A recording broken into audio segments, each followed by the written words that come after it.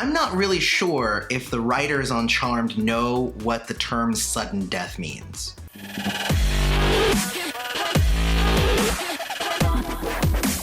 Hey everybody, welcome back to The Turnout. I'm your host, Aloy. Don't forget to check out usaaudiences.com for special events and movie screening invites.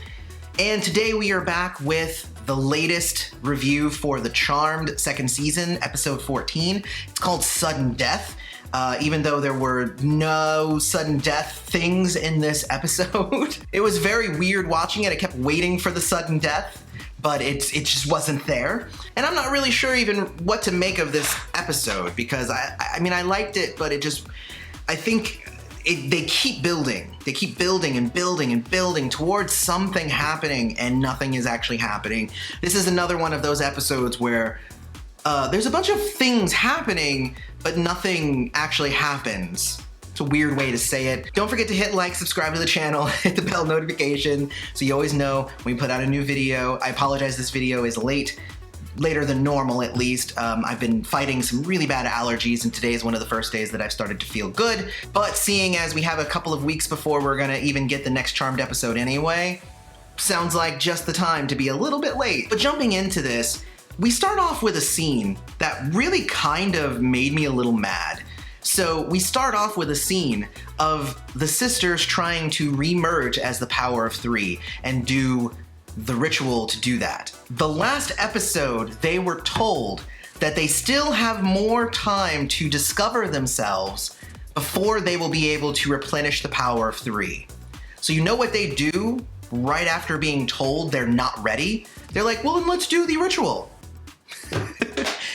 Like, come on, y'all. Like, why would you try the ritual right after you were just told the ritual's not gonna work because you don't know yourselves that well? So anyway, instead of going with, hey, we were just told that it's not gonna work, Maggie starts saying, you know who I bet is behind this?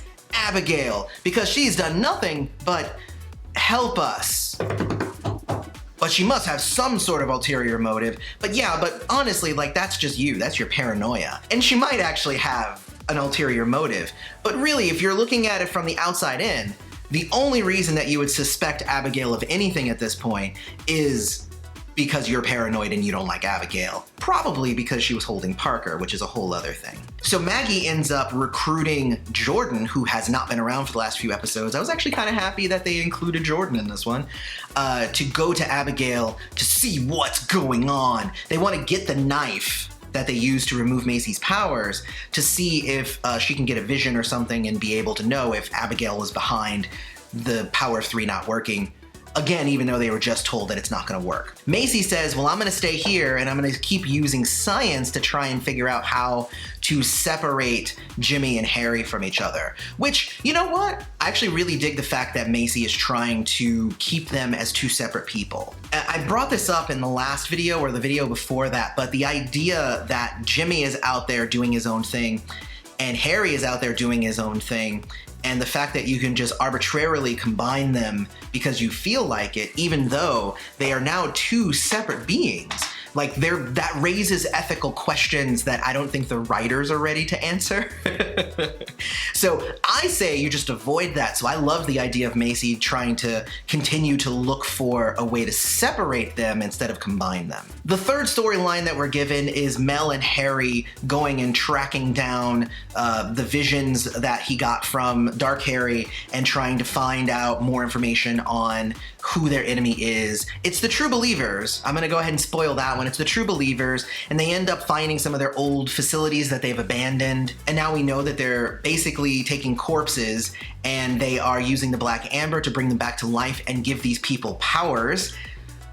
Okay, it's going a long way. Like, I don't know what the final outcome of all of this is, but, you know, it's funny because when the season started, it was the Witch and Demon War, and then since they befriended Abigail, the war is gone and now it's the Charmed Ones versus the True Believers, who at the end we find out, it's Julian's aunt is the leader, which, I mean, come on, like, that was very, very obvious. Like, there's no other reason why Julian's aunt would have had the machinery and everything that Macy needed when she was talking about Harry at the beginning. The parts with Harry and Mel, honestly, were pretty forgettable. and they fought a really cool like smoke looking monster, which I thought they were going to like be able to piece something together with like Parker or something, but I mean in the end it was like, oh, we fought this monster and we investigated this thing and then we found out the stuff that we already knew, and I was like, okay, I guess. Going back to Maggie, Maggie brought Jordan into Abigail's apartment, which I was like, that was a mistake. Abigail immediately started like hitting on Jordan and like, you know, if she can't have Harry, might as well. I mean, Jordan's a good looking dude. I didn't like the fact that Abigail kept guessing at what they were actually there for and kept being wrong. She's like, oh, well, did she not tell you that Parker's still alive? Oh, she didn't tell you about Parker. She was telling you about the knife. Oh, you're here to check the knife? Oh, you're here for this. Like every time she said, oh, I get it now, she didn't get it. And honestly, for me, I think it made Abigail seem, I don't know, a little less threatening, a little bit less of a badass than I know she is. I don't know, it was really annoying for me. It seemed like it was trying to make her seem dumb, which I did not like. Oh, how sad. Oh, she's brought her new flame here to try and rescue her old one. She used you to try and get this dagger so she could strip all the nasty, demony parts out of Parky Poo. Oh, so that's what this is all about. It did seem to put a little bit of a strain between Maggie and Jordan's relationship, especially as Parker ended up popping in because everybody was down in the dungeon. I'm digging the kind of love triangle stuff that they're trying to do with Maggie, Jordan, and Parker, but it's not that convincing because Jordan seems like, hey, I'm on board to lift this curse.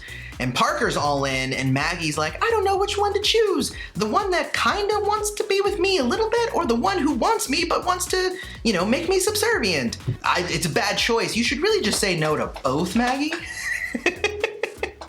That's just my thought. I don't know. I didn't like that either. Then the last storyline was Macy trying to figure out how to separate Harry and Jimmy. She ends up like bringing Julian in, and Julian kind of gives her an idea that, oh my gosh, we can't do it. The only way to do this is to combine them. And again, I actually kind of liked the conversation that they had, which was, if we combine you, we don't know which of you is going to be the dominant personality that comes out on top and is now the main one who is controlling this core Harry. And for me, like, that right there is an argument against combining them. Don't combine them, because you're essentially either killing Jimmy or you're killing Harry.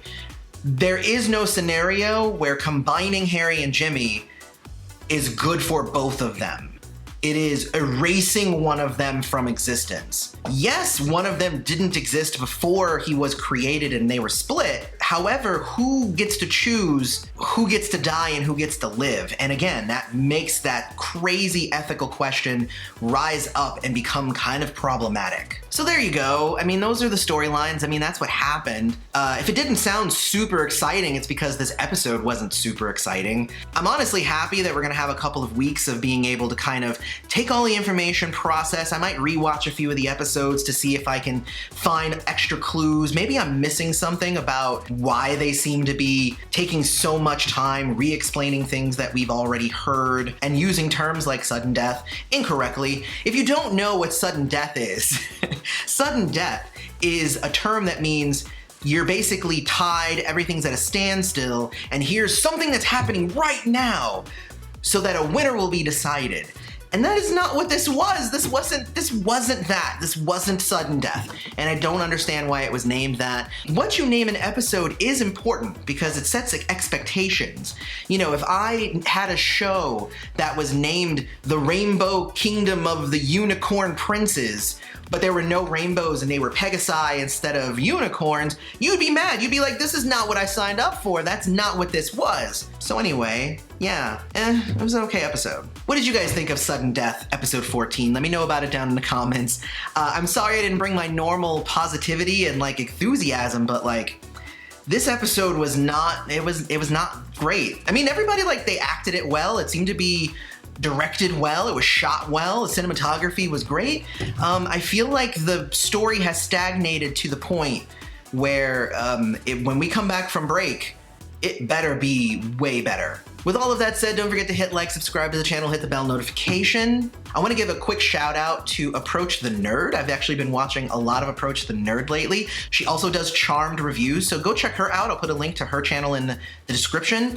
Go check out Kristen Maldonado, friend of the channel. She's been continuously doing the reviews as well. She's an amazing person. She just launched a Patreon, so go check that out. Maybe you can become a Patreon member for her and help support her channel. I'm doing that, so maybe you should too. Honestly, I love going and seeing everybody else's thoughts on all the episodes of Charmed. I just love kind of being in it. It's really fun community to be in. With all of that said though, I've been your host Aloy. This has been The Turnout. Thanks for showing up. See you next time.